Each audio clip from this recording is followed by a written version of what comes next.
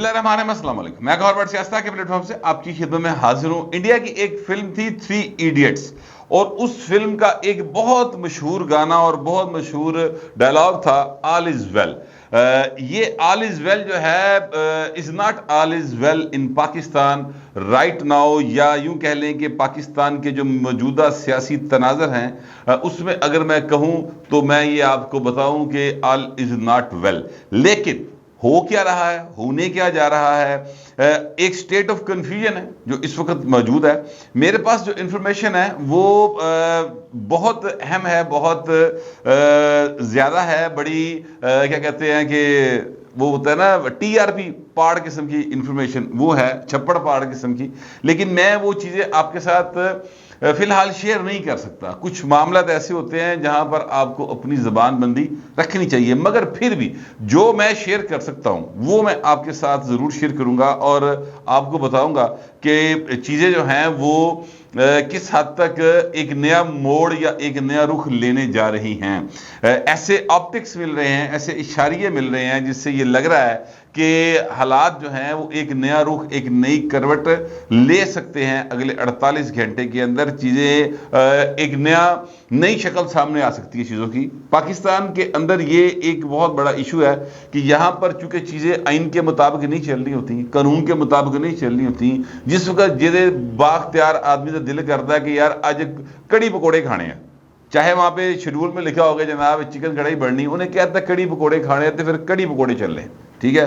किसी ने कह दिया जिसका इख्तियार था कि जनाब नहीं आज कड़ी पकौड़े नहीं खाने, आज तो जनाब दिल कर रहे हैं कि यानी कीमेले नान हो, तो भाई वो कीमेले नान बनने शुरू हो जाते। अब जहां पर दो लोगों के दरमियान एक इख्तियारात जो दोनों रखते हों, जिनके पास ताकत हो, और वो ये कहना शुरू कर दें कि आज कीमेले नान पकड़ेंगे, दूसरा क्या कहना नहीं जनाब कड़ी पकौड़े पकड़ के, थे उत्ते फिर एक क्या कहते हैं एक तसादम की सूरत हाल जो वो पैदा हो जाती है। इसीलिए दुनिया ने, जो महज़ब दुनिया है, उन्होंने एक तरीक़ेकार निकाला कि कुछ कवायद, कुछ रूल्स जिनको आइन का नाम दिया गया, उसके ऊपर कौमों का इत्तफाक करवाया, और इत्तफाक करवा के फिर उसके ऊपर मुसलसल उन्होंने अपना अमल किया।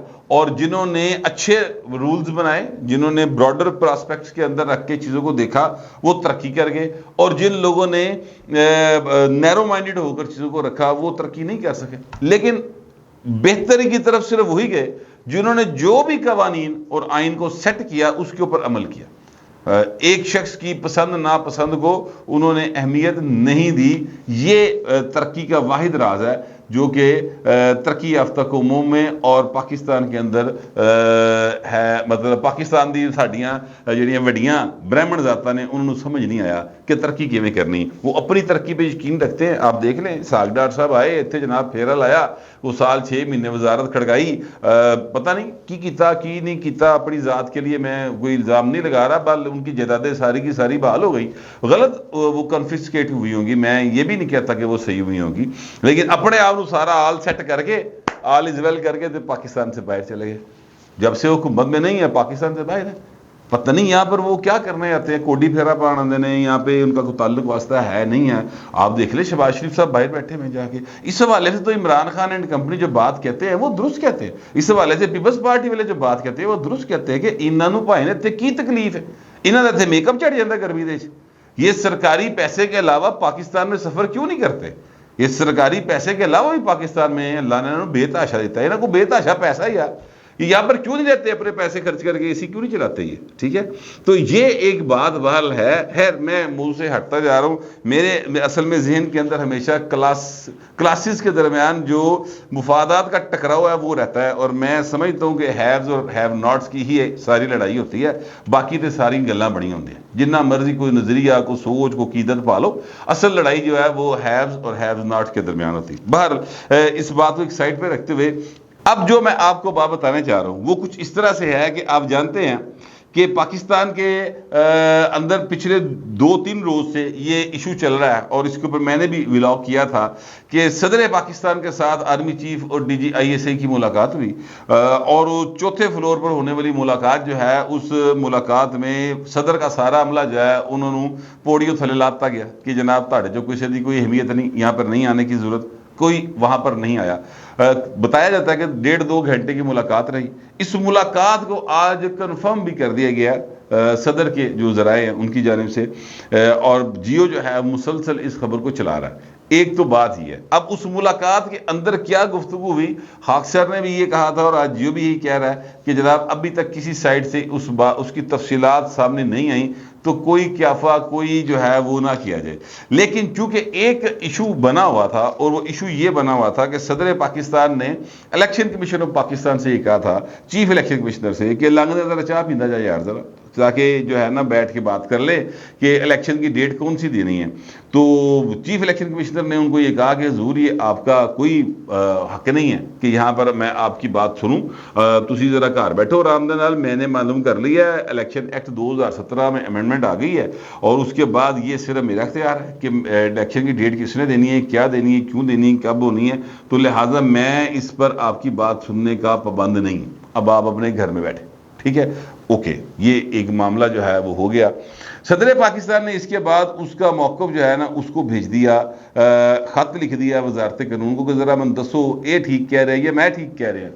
اچھا, اب وہاں سے کیا جواب آیا وہ ابھی تک تو جواب نہیں آیا, لیکن ذرائع یہ کہہ رہے ہیں, اور یہ بات جو ہے یہ بہت زیادہ پھیلی ہوئی ہے, اور وہ بات یہ پھیلی ہوئی کہ صدر مملکت جو ہیں وہ چیف الیکشن کمشنر کے موقف سے اتفاق نہیں کرتے ہیں.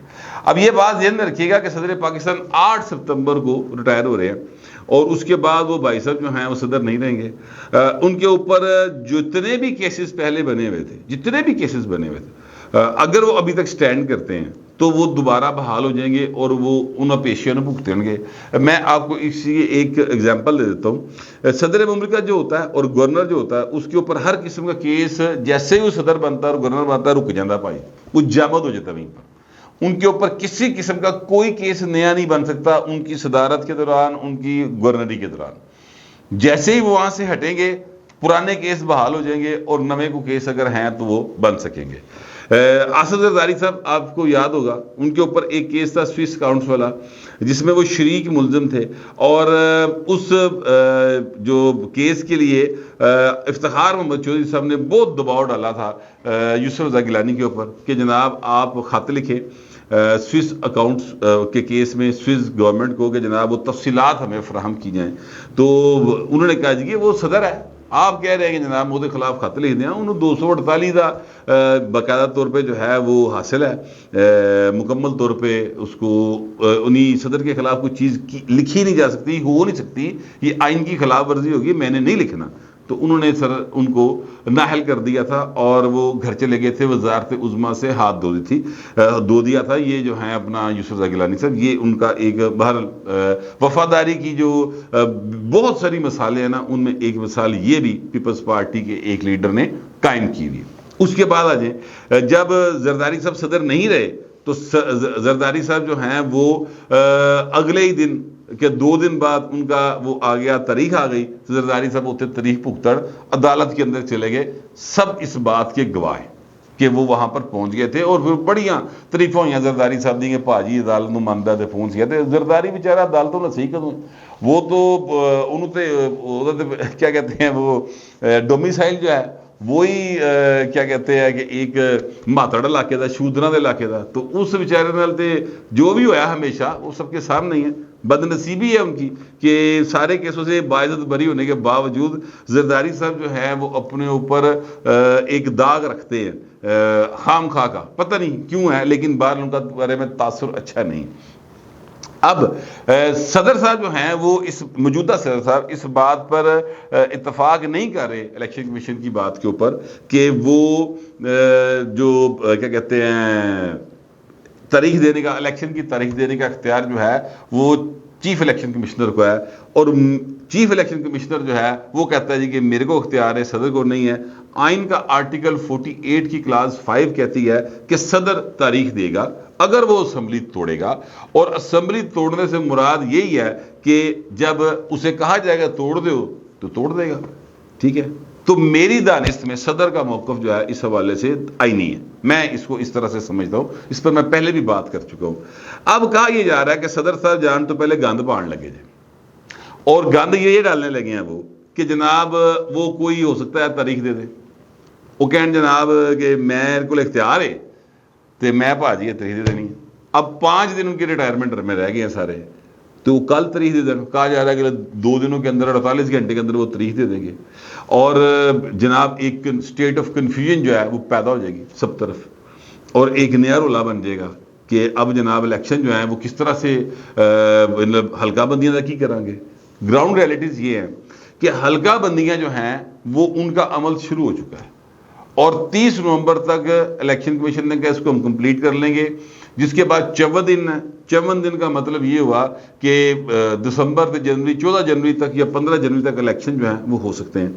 1 مہینہ الیکشن یعنی ڈیلے کہہ رہا ہوں پیچھے کی طرف آ گئے. پہلے 14 فروری کی ڈیٹ تھی, کہا جا رہا تھا تب تک ہوں گے, اب وہ ڈیٹ پیچھے آ گئی. اب یہاں پر سر بات صرف یہاں پر ختم نہیں ہو رہی, بات اس سے آگے بڑھ گئی, اور بات اس سے آگے یہ بڑھ گئی ہے کہ جناب کہا یہ جا رہا ہے, اور یہ میں آپ کو باقاعدہ رپورٹ کر رہا ہوں, یعنی میں آپ کو سورس کا نام بتا رہا ہوں جہاں سے میں نے یہ والی انفارمیشن لی ہے کہ جناب سنو ٹی وی کے مطابق جو چیف الیکشن کمشنر ہے انہوں ہی پہ نگوائے گئی ہے, اور وہ جناب اپنی ایک تاریخ اناؤنس کر سکتے ہیں کہ اس تاریخ کو الیکشن ہوں گے, اور وہ آئین کی ساری شکوں کا حوالہ دیں گے. اب معاملہ کیا ہے؟ معاملہ یہ ہے کہ تاریخ کا اعلان میرے حساب میں تو صدر نے کرنا ہوتا ہے, لیکن یہاں پر جو حلقہ بندیوں والا معاملہ ہے اس کی وجہ سے پہلے حلقہ بندیاں کمپلیٹ ہوں گی, پھر اس کے بعد 90 دن کا سین ہوگا, اور اس کے اندر ایک تاریخ کا اعلان جو ہے وہ صدر مملکت کریں گے. میرے خیال میں یہ ایک آئینی طریقہ ہوگا, اور اس کو آئین سے کیا کہتے ہیں یعنی آئین کو نظر انداز کرنا نہیں گنا جائے گا اس کو, یا نہیں گنا جانا چاہیے. لیکن چونکہ میں ایک عام جا شودر ہوں اور میرے پاس کوئی پوزیشن ایسی نہیں کہ میں فیصلہ دے سکوں, میں نے اپنی دانست کے مطابق بات کی ہے. ہو سکتا ہے کہ کل کو جو آئین کو نریٹ کرنے والے, یعنی جو آئین کی وضاحت کرنے والے اور آئین کی تعریف بیان کرنے والے ادارے ہیں, یعنی ظاہر سپریم کورٹ آف پاکستان, کوئی بھی ہائی کورٹ جو ہے, وہ میری بات کو مکمل یکسر مسترد کرتے ہوئے ایک جو وہ سمجھتے ہیں تعریف ہے وہ بیان کر دیں ان آرٹیکلز کی, تو درست وہی مانی جائے گی. لیکن میں یہ سمجھتا ہوں کہ اس طریقے سے ایک کنفیوژن جو ہے اس کو ختم کیا جا سکتا ہے, چیزوں کو بہتری کی طرف لے کے جایا جا سکتا ہے. اب فرض کرتے ہیں کہ اگر یہ اعلان ہو جاتا ہے اور صدر کو تاریخ دے دیتا ہے, ادھر الیکشن کمیشنر بھی کو تاریخ دے دیتا ہے, تو اب آپ سوچیں کہ جو ڈالر اوپن مارکیٹ میں 326 کا جا رہا ہے, وہ ڈالر کتنے جا کے بچے گا؟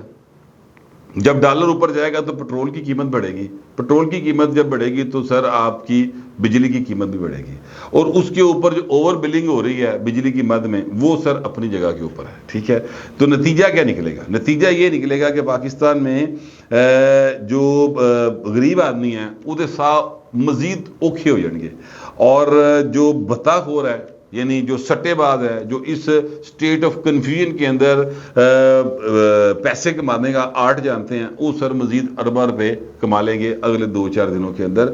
یہ سوچنا صرف اس کا یہ چاہیے کہ پاکستان کے مفاد میں کیا ہے.